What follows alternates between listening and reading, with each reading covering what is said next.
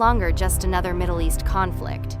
In the last 24 hours, one of Iran's most powerful leaders has been killed. Missiles are now flying across multiple countries. Oil routes are under threat, and the world is quietly preparing for something much bigger.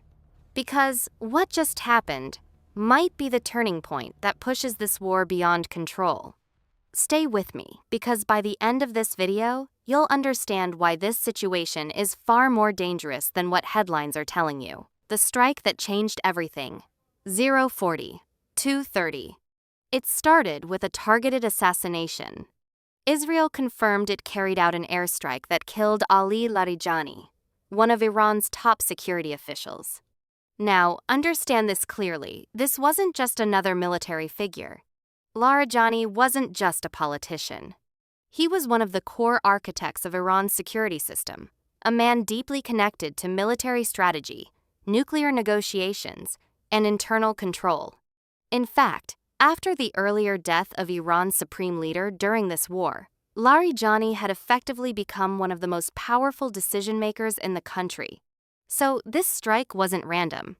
It was a decapitation strike designed to remove leadership. And it didn't stop there. At the same time, Israel also targeted and reportedly killed Reza Soleimani, the commander of Iran's Basij forces, the group responsible for internal security and protest control. This tells you something important. This is not just a battlefield war anymore. This is a war targeting the entire command structure of a nation. Iran strikes back. 2:30, 4:30. And Iran didn't wait. Within hours, missiles were launched. Not just at Israel, but across the region.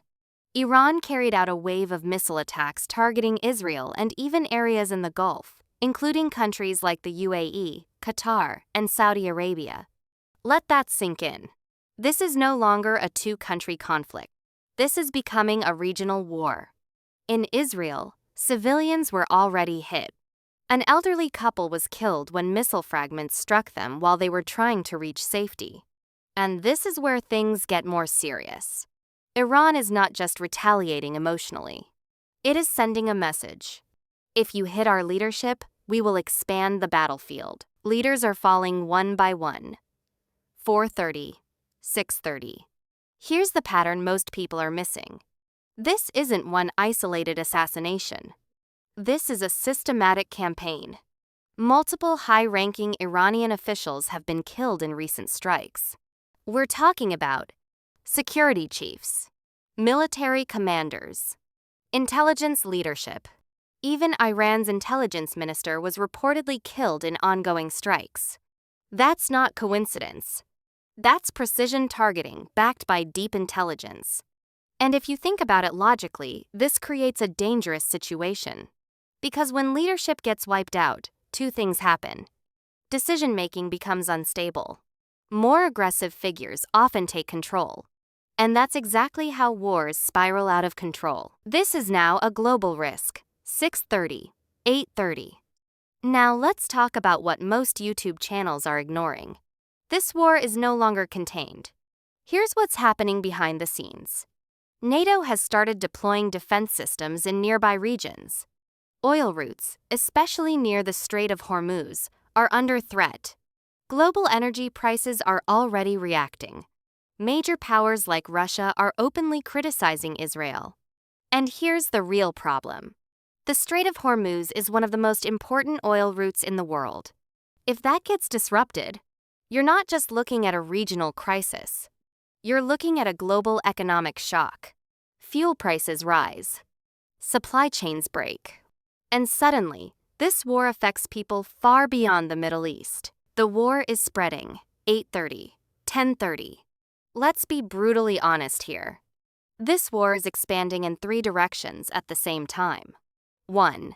Geographically. Missiles are already reaching multiple countries. 2. Politically.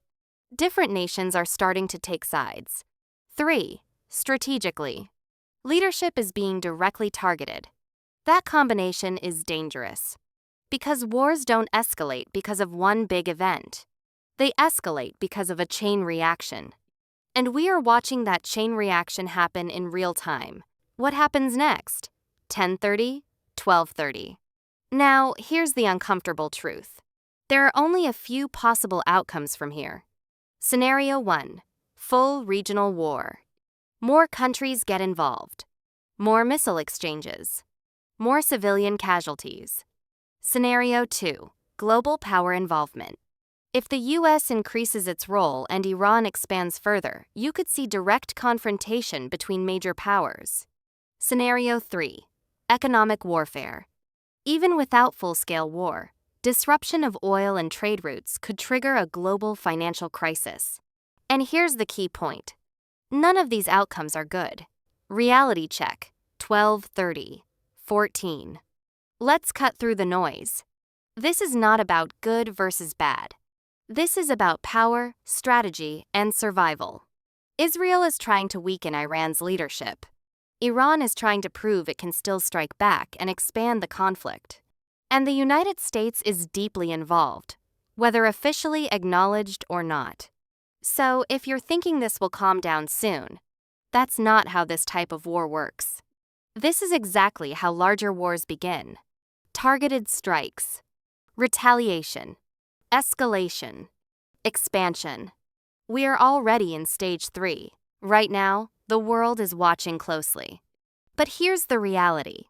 By the time global attention fully shifts to this conflict, it might already be too late to contain it. Because once wars start targeting leadership and spreading across borders, they don't just stop. They evolve.